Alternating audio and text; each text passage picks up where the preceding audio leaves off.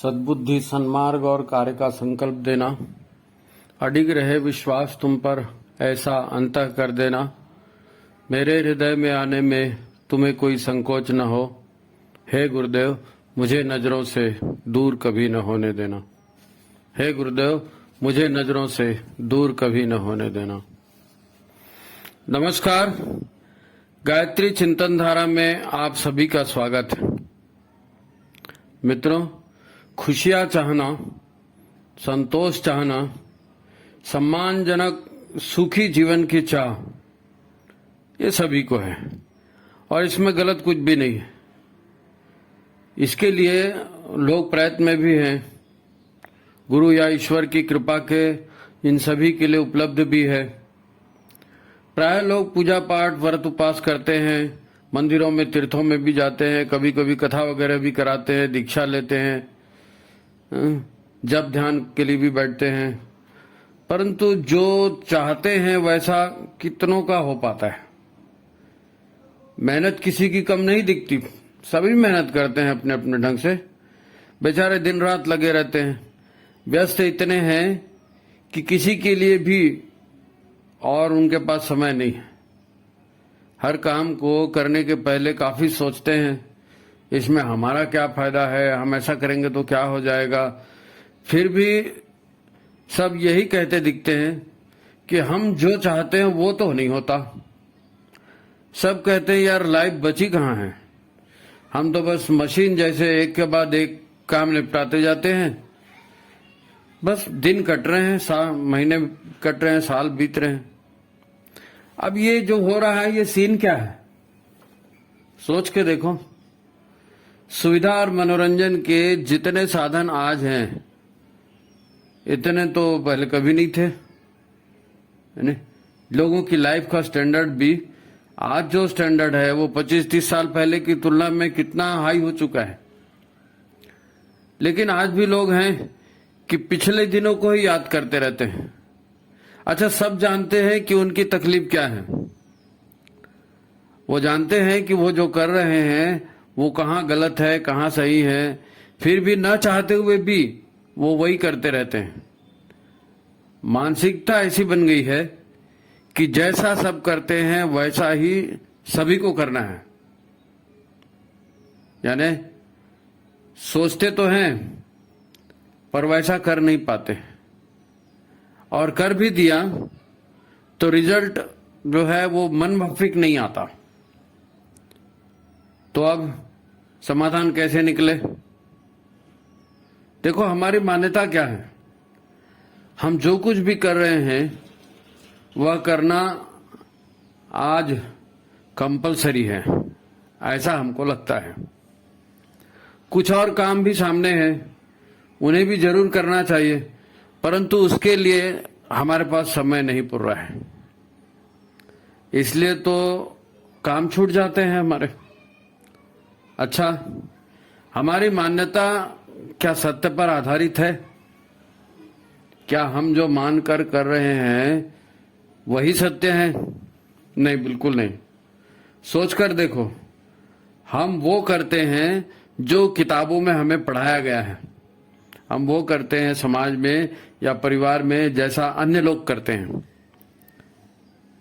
बात पढ़ाई की हो, नौकरी की हो, व्यापार की हो, शादी ब्याह की हो, बीमार होने पर इलाज करने की हो, मुसीबत पड़ने पर वकील करने की हो, चुनाव करना हो, हम लोगों की सलाह को ज्यादा महत्व देते हैं।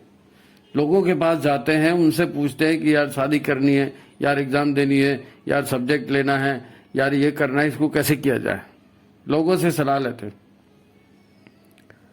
फसाद की जड़ यह है कि हम स्वयं अध्ययन या शोध नहीं करते, लोगों के कहने से करते हैं। लोगों की बात और परंपराओं पर हम जाते हैं। इनके सामने धर्म ग्रंथों या गुरु की बात भी हमें केवल सैद्धांतिक लगती है, केवल सैद्धांतिक लगती है। ऐसा लगता है कि हाँ ठीक है, सिद्धांत अच्छा, लेकिन व्यवहार तो वही है जो समाज कर रहा है। हमको गुरु की बात या शास्त्रों की बात जो है व्यवहारिक नहीं लगती, इसलिए हम गुरु का या ग्रंथों का सम्मान तो करते हैं, परंतु आचरण अपनी मान्यताओं के अनुसार करते हैं। हमने गुरु भी बनाया है, बहुत कुछ पढ़ा लिखा भी है, बहुत कुछ देखा भी है, अनुभव भी है, लेकिन हम करते वही हैं जो हमारी मान्यताएं हैं, जो समाज में चल रहा है। देखो, आत्मसंतोष, तृप्ति और शांति अपना अंदरूनी अनुभूति का मामला है। हम तृप्ति भीतर से महसूस करेंगे, आत्मसंतोष भीतर से महसूस करेंगे, शांति भीतर से महसूस करेंगे। ये भीतर की बात। भीतर तो हमारा आत्म स्वरूप विद्यमान है, भीतर गुरु का ज्ञान है, भीतर हमारी आत्मा है ना। सुख दुख या निराशा आदि की अनुभूति वहां हमें भीतर में होती है। आवाज वहीं से आती है कि क्या करूं, लाइफ मशीन जैसी हो गई है। अरे भाई, लाइफ मशीन हो गई है, चलो ठीक है, आप कर तो रहे हो काम कि काम नहीं कर रहे हो? काम कर रहे हो ना। तो अब क्या होता है, असंतोष और परेशानी को दूर करने आप दूर तक जाते हैं, टूर करते हैं, पार्टियां करते हैं, अन्य तरीकों से रिलैक्स होने का प्रयास करते हैं, अपने मूड को फ्रेश करने का प्रयास करते हैं। पैसा और समय लगता है इसमें, फिर ये खुशियां टिक नहीं पाती, वो अलग बात है, लेकिन हम अपनी तरफ से कोशिश करते हैं। आप अपने आप को जैसे एक मृग मरीचिका में अनुभव करते हैं और धीरे धीरे कई मनोशारीरिक रोग या लाइफस्टाइल डिसीज हमें घेर लेती हैं, क्योंकि बाहर से हम कुछ और करते हैं, भीतर से हम कुछ और चाहते हैं, और वो जो तनाव होता है, उससे जो फ्रस्ट्रेशन पैदा होता है, सिद्धांत और व्यवहार अलग अलग हो जाता है, मन लगता नहीं है, पछतावा होता है, अफसोस करते हैं हम। तो लाइफस्टाइल डिसीज के, मनोशारीरिक रोगों के हम शिकार हो जाते हैं। आज सबका हाल कमोबेश ऐसा ही है। सबको पैसे की तंगी है, और सिर्फ तंगी नहीं है, तंगी बढ़ते जा रही है, और साथ ही नित्य नए लफड़े बढ़ते जा रहे हैं। ये हाल है सभी का। तब क्या करें? इसका उपाय भी तो होना चाहिए। तब सबसे पहले तो फालतू की औपचारिकता या दिखावे का जीवन हमको छोड़ना पड़ेगा। फालतू की फॉर्मेलिटी हम करते हैं और लोगों को बहुत कुछ दिखाने के लिए करते हैं, उसमें समय लगता है, पैसा लगता है, और फिर जो करना है वो नहीं हो पाता है, तो उसका भी टेंशन आता है ना। जब हम जिस माहौल में या जिस संसार में जी रहे हैं, वो हमारी सोच और हमारे कर्मों के परिणाम स्वरूप हमने स्वयं पैदा किया है। यह हमें समझना पड़ेगा। हमने जैसा सोचा, जैसा किया, वैसी परिस्थितियां बन गई, उसी माहौल में हम हैं, और अब उस माहौल में हमको परेशानी हो रही है नहीं। सबसे पहले ये फालतू की चीज, फालतू की औपचारिकता, इस दिखावे का जीवन छोड़ना पड़ेगा ना।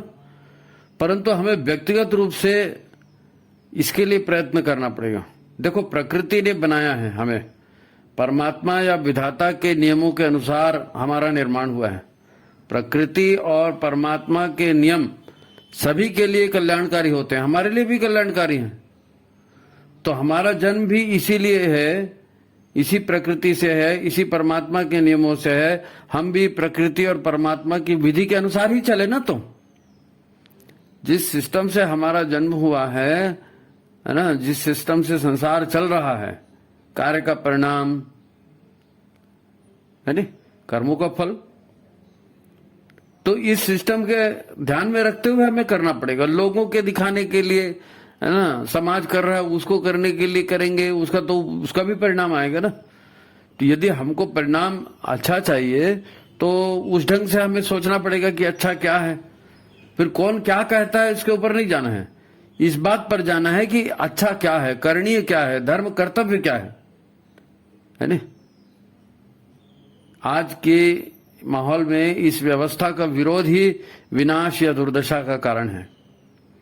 गुरुदेव कहते हैं कि आज की सारी समस्याएं आस्था संकट से उपजी हैं, यानी नास्तिकता से उपजी हैं। आज की समस्या क्या है? आस्था का संकट है। जो है हम उसको मानने के लिए तैयार नहीं है। हम हमेशा नास्तिकता कहते हैं, भगवान है ही नहीं, नियम है ही नहीं, कायदे कानून है ही नहीं, लोग तो बुरा कर रहे हैं फिर भी अच्छा हो रहे हैं, उसी को हम मानते हैं। या फिर हम अपने अहंकार से जीते हैं कि उसको क्या मालूम, मेरे को मालूम है, मैं करूंगा, ये मैं आ जाता है। इसीलिए गुरुदेव कहते हैं कि आज की सारी समस्याओं का संकट आस्था संकट है, ये नास्तिकता का संकट है, यह अहंकार की भावना से उत्पन्न हुआ है। अनास्था, नास्तिकता या अविद्या से ही भ्रम की मनस्थिति बनती है ना। अनास्था जो है उससे तो हमें मना कर देता है, नास्तिकता जो है उससे तो हमें मना कर देती है। अविद्या का हमें ज्ञान है और संसार, अविद्या माने सांसारिक ज्ञान, और संसार हमेशा बदलते रहता है तो भ्रम की स्थिति बन जाती है। आप सोचेंगे कल ऐसा हो रहा था तो आज भी ऐसा होगा, तो ऐसा आज थोड़ी होता है, आज कुछ न कुछ दूसरा हो जाएगा, है ना। हम प्रकृति और परमात्मा की विधि व्यवस्था पर स्वतः की विजय का डंका बजाने का प्रयत्न करते हैं। ईश्वर क्या कहते हैं, गुरु क्या कहते हैं, विधि व्यवस्था क्या कहती है, उधर हम ध्यान नहीं देते। हमको लगता है कि हम तो इसके ऊपर विजय प्राप्त कर लेंगे, प्रकृति पर विजय प्राप्त कर लेंगे। ये माया जाल है, ऐसा होता नहीं है। हम चाहते जरूर है, हम प्रयत्न भी करते हैं, कुछ हद तक सफल भी होते दिखते हैं, लेकिन ये माया जाल है। वहां आप अच्छा करने जाएंगे और बुरा हो जाता है, इसी को तो माया जाल कहते हैं। देखो, एक हम पहले बचपन में गीत सुना करते थे, दादाजी गाया करते थे, भ्रांति की नदियां पड़ी है बीच में, माया पवन घन दाट, गुरु बिन कौन बतावे वाट। संसार में भ्रांति की नदियां पड़ी है, भ्रांति की नदियां के बीच हम खड़े हैं, और ये माया जो है, माया की हवा है ना, बहुत बहुत घनी है, बहुत जो है शक्तिशाली है। ऐसे में भटकना तो सहज है, स्वाभाविक है। तो उस भटकाव से बचे कैसे? तो कहा गया, गुरु बिन कौन दिखाए वाट। गुरुदेव ने रास्ता दिखाया है। वो मनुष्य को देवताओं की तरह सुखी होने का रास्ता दिखाते हैं, है ना। गुरुदेव ने जितना भी कहा है, बताया, वो क्या है, मनुष्य देवता बने बने ये धरती स्वर्ग समान, उसके आधार पर उपासना, साधना, आराधना के आधार पर उन्होंने मनुष्य के लिए एक जीवन का रास्ता बताया है ना। गुरुदेव ने हमें संकल्प दिलाया है। गुरुदेव तो रास्ता दिखाते हैं ना, मनुष्य को देवता बनने का, सुखी होने का रास्ता है। गुरुदेव हमें संकल्प दिलाते हैं कि हम ईश्वर को सर्वव्यापी और न्यायकारी मानकर उसके अनुशासन में जीवन को उतारेंगे, उसके अनुशासन में अपने जीवन को चलाएंगे। किसके अनुशासन में? परमात्मा के अनुशासन। हम चलते किसके आधार पर हैं? टीवी क्या कहता है, समाज क्या कहता है, लोग क्या कहते हैं, परंपरा क्या कहती है, उसने तो ऐसा कर दिया, उसने तो ऐसा कर दिया, तो हम भी ऐसा करेंगे। लेकिन गुरुदेव क्या कहते हैं? ईश्वर को सर्वव्यापी और न्यायकारी मानकर उसके अनुशासन में जीवन चलाना है नी? और शरीर को भगवान का मंदिर समझकर आत्म संयम और नियमितता द्वारा आरोग्य की रक्षा करनी है। सबसे पहले ईश्वर के नियमानुसार चलना है, लोगों के अनुसार नहीं। और सबसे पहले शरीर की सुरक्षा करनी है, मन की सुरक्षा करनी है, क्योंकि यही शरीर, यही मन, इसके अंदर ईश्वर स्वयं विराजमान है। शरीर को भगवान का मंदिर समझकर आत्म संयम और नियमितता द्वारा आरोग्य की रक्षा है। ये गुरु का दिखाया हुआ मार्ग है। और वो जो बाकी सब आंख मूंद कर चल रहे हैं, लोगों को देखा देखी चल रहे हैं, वो क्या है? वो संसार का दिखाया मार्ग है। संसार फंसाता है, गुरु मुक्त करते हैं। संसार अंधकार में डालता है, गुरु प्रकाश की ज्योत देते हैं, है ना। तो गुरुदेव ने ये संकल्प दिलाए हमें, इसके आधार पर चलना चाहिए। हमने गुरु बनाया, हमने दीक्षा ले ली, परंतु उनकी शर्तों पर हम कहाँ जी रहे हैं? हमने तो उनको दीवार पर टांग दिया, धूप दीप दिखा रहे हैं, जला रहे हैं, और जीने का काम हम अपनी मन मर्जी से करते हैं, अपनी मर्जी से जीते हैं। गुरु की मर्जी से कहाँ जीते हैं? हमारे जीवन का आधार गुरु का ज्ञान नहीं है, हमारे जीवन का आधार संसार का ज्ञान है। संसार में सब ऐसे करते हैं तो संसार में सब मर रहे हैं, सबको हार्ट की बीमारी, सबको शुगर की बीमारी, सबको बीपी की बीमारी, सबको अनिद्रा का रोग, सबको थायराइड का रोग, सब जो जो रोग संसार को हो रहे हैं वही रोग हमको भी हो रहे हैं। क्यों? क्योंकि हम वैसे ही जी रहे हैं जैसे सब लोग जी रहे हैं। हम गुरु के हिसाब से जी रहे हैं क्या? गुरु ने तो पहला ही सूत्र दिया है, पहले ही सूत्र दिया गुरुदेव ने, हम ईश्वर को सर्वव्यापी और न्यायकारी मानेंगे। सर्वव्यापी है ईश्वरीय सत्ता और न्यायकारी है ईश्वरीय सत्ता। तो जब ईश्वरीय सत्ता न्यायकारी है तो उसके अनुसार चलना पड़ेगा ना भाई। हमें आत्मसमीक्षा करनी पड़ेगी, हम किसके अनुसार चल रहे हैं। गुरु बना लिया, ठीक है, गुरु के अनुसार चल रहे हैं क्या? हमारे जीवन का आधार गुरु का ज्ञान नहीं, संसार का ज्ञान है। अब संसार के गर्भ में रहते हैं हम, तो संसार के संस्कार हमारे ऊपर पड़ते हैं, है नहीं? मशीनों के साथ रहते रहते हम भी मशीन जैसे हो गए हैं। हमारे व्यवहार में भी मशीनी भाव हो गया। हमने किसी को कुछ कहा और उसने थोड़ा सा करने में देर कर दी तो हम भड़क जाते हैं, क्योंकि हमारी आदत हो गई है। बटन लगाया लाइट जल गई, बटन लगाया पंखा जल गई, तो मैंने कहा तो काम होना चाहिए, नहीं हुआ तो झगड़ा झंझट शुरू। ये संस्कार हमको मशीनों से मिले हैं, ये संस्कार हमको मशीनों से मिले। हम संसार के गर्भ में रह रहे हैं, मशीन के गर्भ में रह रहे हैं, तो मशीन के जैसे आचरण कर रहे हैं। जब आप शांति कुंज जाते हैं, शांति कुंज में अनुष्ठान करते हैं, तो आपको क्या कहा जाता है? आपको ये कहा जाता है कि आप गुरुदेव और माता जी के गर्भ में आ गए हैं, तो गर्भ के अनुशासन में रहिए, शांति कुंज के अनुशासन में रहिए, यही कहा जाता है ना।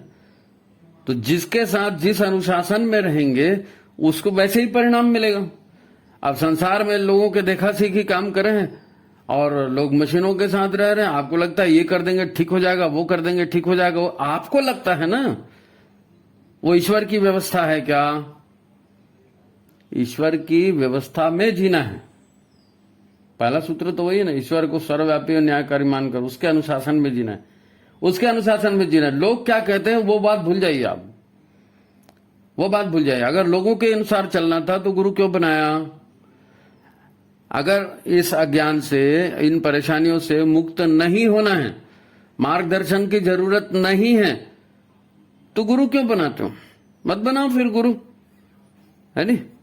मत बनाओ गुरु, करते रहो अपने मन से। कुत्ते बिल्ली गधे घोड़े सब अपने मन से कर रहे हैं, बाकी लोग अपने कर रहे हैं और भुगत रहे हैं। आप भी करो और आप भी भुगतो, किसने कहा है? लेकिन अगर गुरु बनाया है तो गुरु के हिसाब से चलना पड़ेगा ना। गुरु ने तो संसार का हर ज्ञान दिया है। हमारे जीवन का आधार गुरु का ज्ञान नहीं, संसार का ज्ञान हो गया है। तो सावधान रहना पड़ेगा।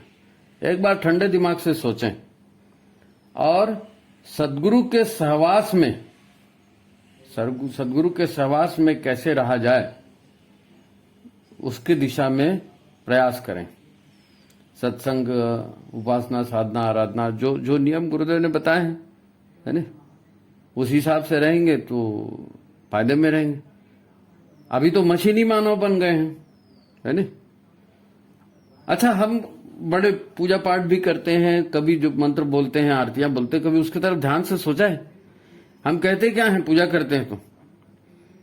त्वमेव माता च पिता त्वमेव, त्वमेव बंधुश्च सखा त्वमेव। अब त्वमेव विद्या द्रविणम त्वमेव, त्वमेव सर्वम मम देव देव।